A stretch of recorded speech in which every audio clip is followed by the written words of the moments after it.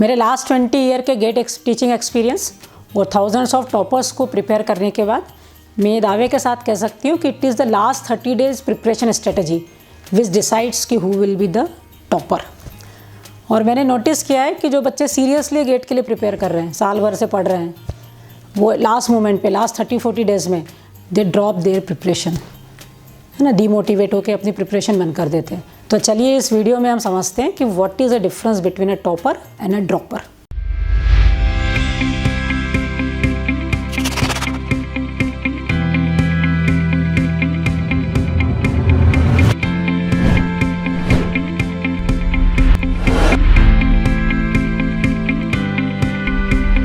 Hello students, welcome to GATE it ज़िल।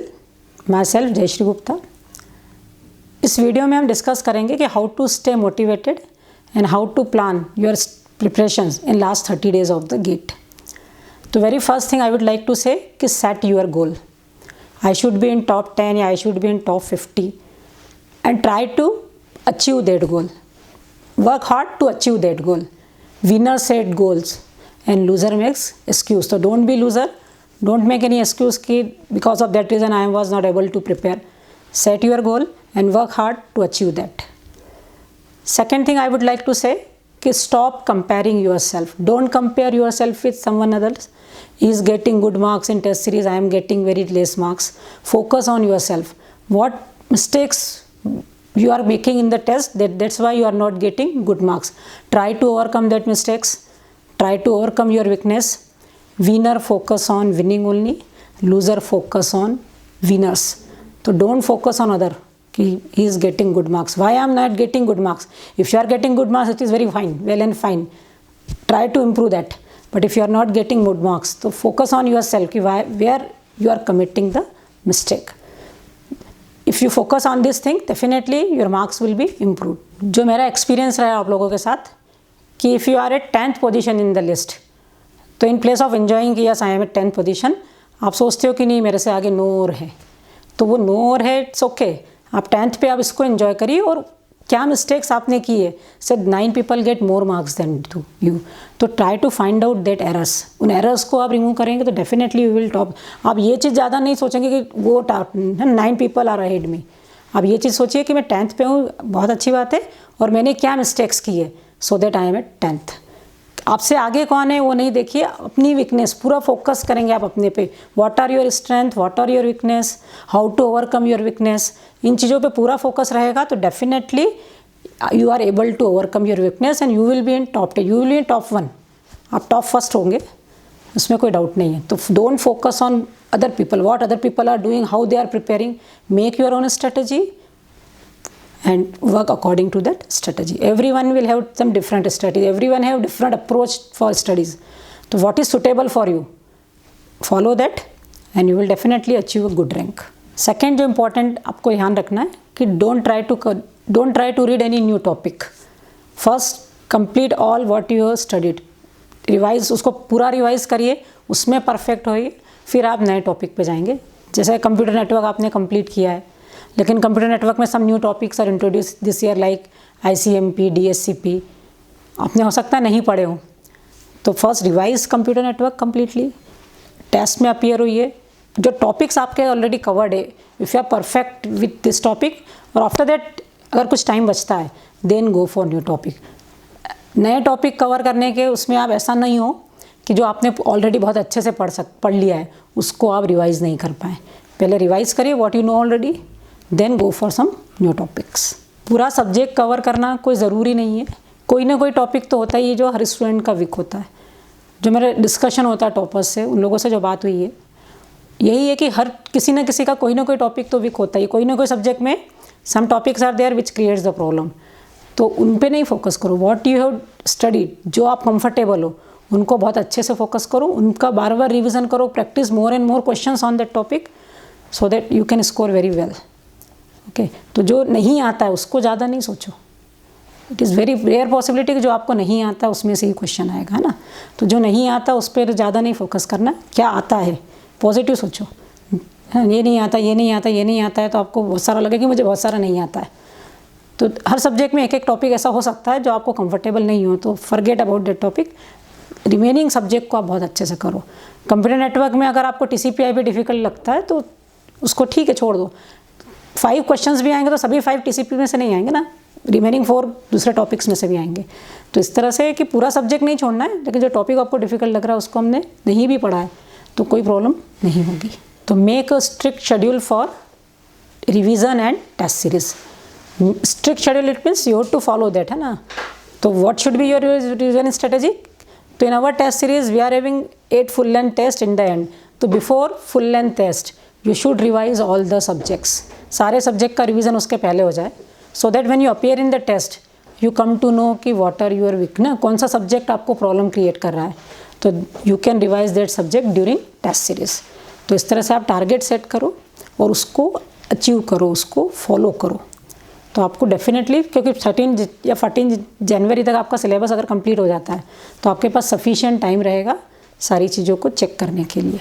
हम लोग अभी प्रिपरेशन और स्ट्रेटजी की बात कर रहे हैं। तो अगर आप लास्ट मंथ प्रिपरेशन जिल के साथ हमारे साथ करना चाहते हैं तो we are having a crash course.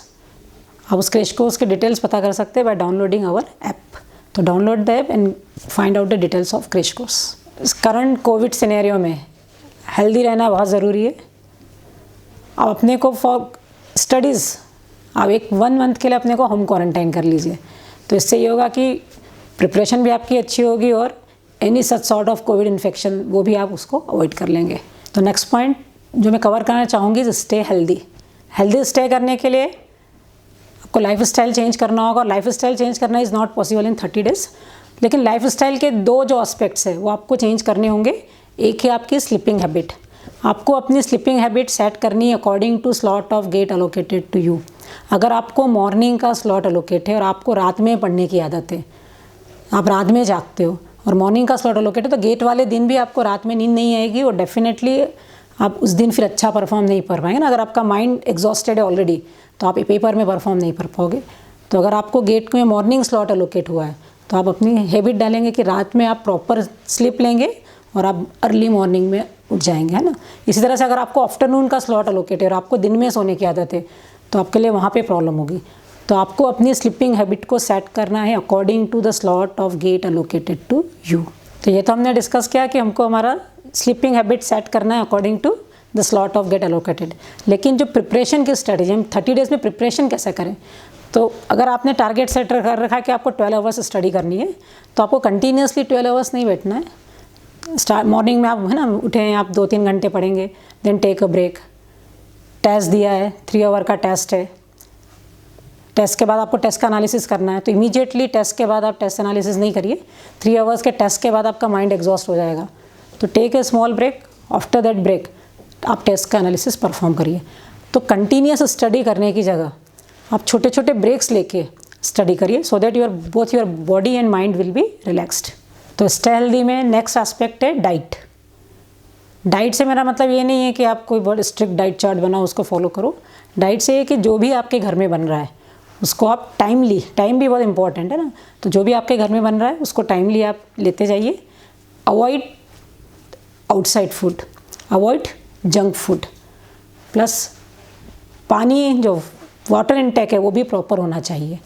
यह भी समय है कि आपको हेल्दी रहना है ना। एक भी दिन अगर आप बीमार पड़ते हो तो आपकी गेट रैंक बहुत पीछे हो जाती है, और food is the one of the source कि आपने अगर ढंग से नहीं लिया आपने कुछ तो आप बीमार हो सकते हो।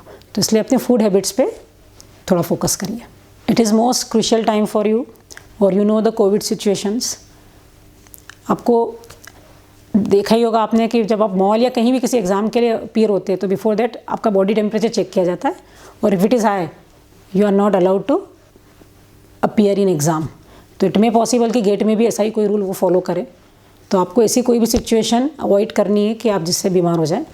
तो मैं आपको ये सजेस्ट करूँगी कि आप till GATE exam home quarantine yourself. तो फाइनली मैं कहना चाहूँगी कि be positive, think positive, stay away from negativity. ऐसे लोग जो आपको निगेटिव करते हैं, आप में निगेटिविटी लाते हैं, उनसे आप दूर रहेंगे। आपका बेस्ट फ्रेंड भी है और उससे मिलके आपको लगता है कि मैं डिमोटिवेट हो रहा हूँ, तो उस फ्रेंड को भी आप जब तक एग्ज़ाम नहीं होगी तब तक उससे मिलना अवॉइड करेंगे। Focus on how you can make best of yourself in exam. जो हमने पॉइंट्स डिस्कस किए हैं like avoid comparison, take healthy food, take proper nap, ये सारी चीज़ें आपकी पॉजिटिविटी को बढ़ाएंगी। और अगर आप निगेटिव पीपल को अवॉइड करेंगे तो आप एक पूरी पॉजिटिव पर्सनैलिटी होगी, एक पॉजिटिव एनर्जेटिक पर्सनैलिटी जो गेट में बहुत अच्छा परफॉर्म कर सकती है। GATE is very crucial exam for you, और इफ़ यू आर पॉजिटिव तो definitely you will step up and you will achieve a very good rank in exam. Video के स्टार्टिंग में हमने डिस्कस किया था difference between topper and dropper. तो अगर आपने ये वीडियो अभी तक देखा है, it means you are topper, you are not a dropper. क्यों? क्योंकि आप अपनी स्किल्स को इम्प्रूव करना चाहते हैं, आप अपने मोटिवेशंस को इम्प्रूव करना चाहते हो, है ना। तो आप इम्प्रूवमेंट चाह रहे, ये शो कर रहा है कि यू आर अ टॉपर। तो definitely you will be a topper in the GATE. और if you are feeling motivated please comment. और अगर आपको कोई भी डाउट है गेट या कोई भी query related to GATE exam तो please comment. Thank you very much for watching this video and all the best for your exams.